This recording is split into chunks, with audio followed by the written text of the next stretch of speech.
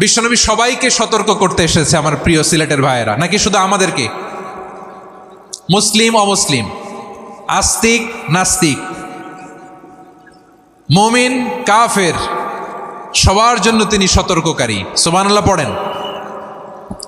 সূরা আলাক নাজিল হলো, তারপর সূরা মুদ্দাসসির নাজিল হলো। আল্লাহ বললেন, ইয়া আইয়ুহাল মুদ্দাসসির কুম ফাআনযির, কুম ফাআনযির, stand up and warn your people।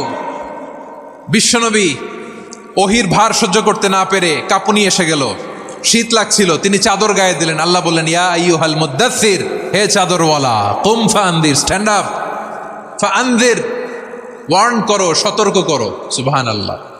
ওই যে বিশ্বনবী স্ট্যান্ড আপ, দাঁড়ালেন আর সতর্ক শুরু করলেন, এন্তেকালের আগ পর্যন্ত আর বসতে পারেন নাই।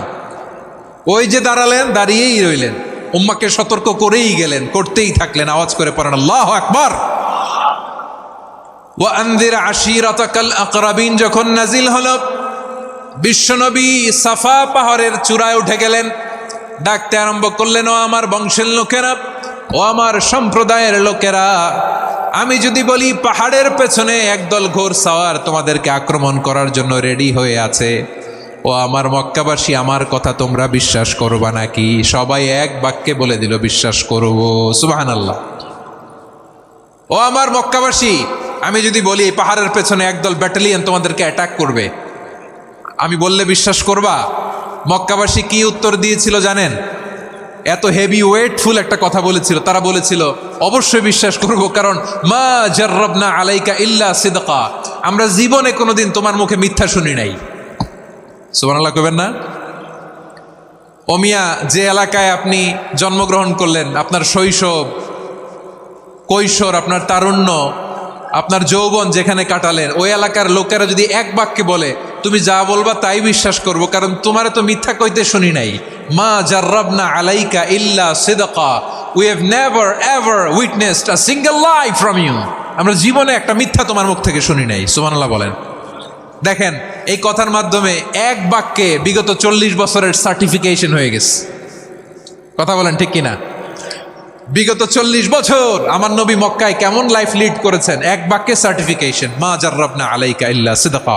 তখন বিশ্বনবী বললেন, ফাইন্নী নাযীরুল লাকুম বাইনা ইয়াদাই আযাবিন শাদীদ, যদি আমার কথা বিশ্বাস করো তাহলে জেনে রাখো, যদি মূর্তি পূজা আর এই শিরকি কর্মকাণ্ড ছেড়ে না দিয়ে এক আল্লাহর পথে ফিরে না আসো, কঠিন আযাব তোমাদের জন্য অপেক্ষা করছে। আওয়াজ করে পড়েন আল্লাহু আকবার।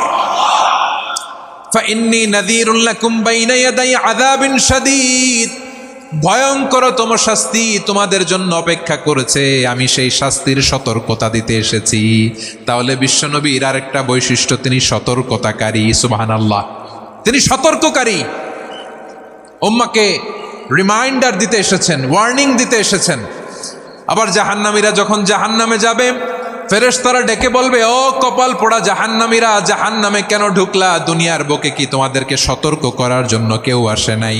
কুল্লামা উলকিয়া ফিহা ফাউজুন সাআলাহুম খাযানাতুহা আলাম ইয়াতিকুম নাযীর। সুবহানাল্লাহ পড়েন।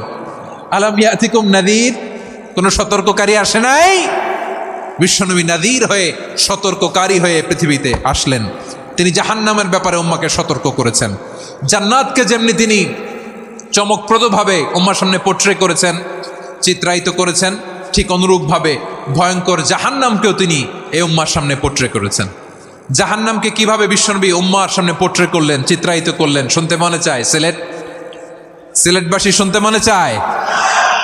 জান্নাতের কথা শুনে যেমনি জান্নাতে যাওয়ার ব্যাপারে আপনারা আগ্রহী হয়েছেন, জান্নাতের নাজ নেয়ামতের কথা শুনে, জান্নাতের ফিচার শুনে যেমনি জান্নাতে যাওয়ার ব্যাপারে আমরা উদ্বেলিত হয়েছি, উচ্ছ্বসিত হয়েছি, জাহান্নামের কথা শুনলে কিন্তু আমাদের কলিজা কেঁপে উঠবে।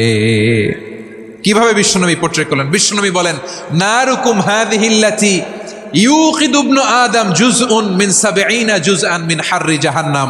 ও আমার উম্মতেরা, তোমরা যে রান্নাঘরে যে আগুন দিয়ে রান্না করো, তোমরা কি ভেবেছো জাহান্নামের আগুন ওই রান্নাঘরের আগুনের মতো না?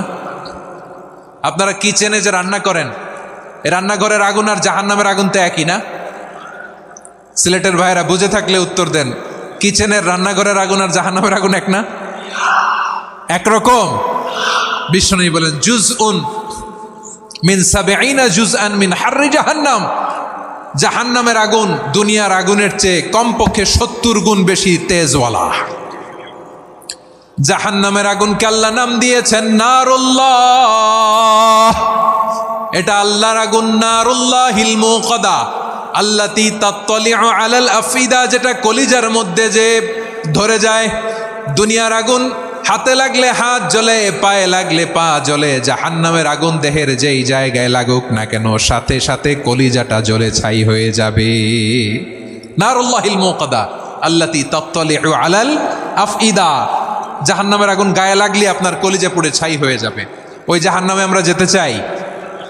আমরা তো সবাই মিলে নাশিদ গাইলাম, জান্নাতে আমরা একা যাব না, সবাই মিলে যাব। ওই জাহান্নাম থেকেও সবাই মিলে বাঁচার দরকার আছে না নাই? কি ভয়ঙ্কর শাস্তির বর্ণনা যে বিশ্বনবী দিয়েছেন, এত বিস্তর আলোচনার সুযোগ আমার নাই। আমি শুধু সবচেয়ে হালকা পাতলা, দ্য লাইট পানিশমেন্ট, সবচেয়ে হালকা শাস্তি কি হবে এটা বলবো। বিশ্বনবী বলেন ইন্না আহওয়ানা আহলিন নারি আযাবান ইয়াউমাল কিয়ামাতি লারাজুলুন তুদাউ ফি আখমাসি কদামাইহি জামরাতান ইয়াগলি মিনহুমা দিমাগু। জাহান্নামের সবচেয়ে হালকা আযাব কি হবে শোনো। সবচেয়ে ভারী না হালকা? সবাই বলুন, জাহান্নামের সবচেয়ে কঠিন আযাব না হালকা? জাহান্নামের সবচাইতে হালকা আযাব হলো ওই ব্যক্তির আযাব যার পায়ে দুটো জাহান্নামের আগুনের জুতা পুড়িয়ে দেয়া হবে। ওই আগুনের উত্তাপে তার মাথার মগজগুলো ভাতের মারের মতো টপ টপ টপ টপ করে বেয়ে বেয়ে পড়বে। নাউজুবিল্লাহ পড়বেন না? আচ্ছা প্রিয় সিলেট, আওয়াজ করে বলেন, এইটা যদি সবচেয়ে লাইট পানিশমেন্ট হয়, সবচেয়ে হালকা পাতলা সহনীয় আযাব যদি হয়, তাহলে ভয়ঙ্করতম আযাবের কি অবস্থা হবে? আমরা কি ওই জাহান্নামে যেতে চাই? জাহান্নামের অবস্থা এত ভয়ঙ্কর হবে, জাহান্নামের ভেতরে লক্ষ লক্ষ কোটি কোটি কাফির মুশরিককে দেওয়ার পরেও জাহান্নাম বলবে হালমিম মাজিদ, আরো আছে নাকি, আরো দাও। কোটি কোটি কাফেরের দল, মুশরিকের দল, সীমা লঙ্ঘনকারী দল, তাদেরকে যখন জাহান্নামে ফেলা হবে, বড় বড় পাথর খণ্ড জাহান্নামে ফেলা হবে, তারপরও জাহান্নাম বলবে হালমিম মাজিদ, আরো আছে নাকি, দাও, আরো দাও, আরো দাও। আমার ক্ষুধা নিবারণ হয় নাই। জাহান্নামে তো উত্তপ্ত হবে, জ্বলন্ত হবে, ভয়ঙ্কর হবে। জাহান্নামের এক অংশ আরেক অংশকে খেয়ে ফেলবে। আল্লাহু আকবার। ফেরেশতারাও টালমাটাল হয়ে যাবে। জাহান্নামের রক্ষী ফেরেশতারা কি করবে তারা নিজেরাও বুঝতে পারবে না।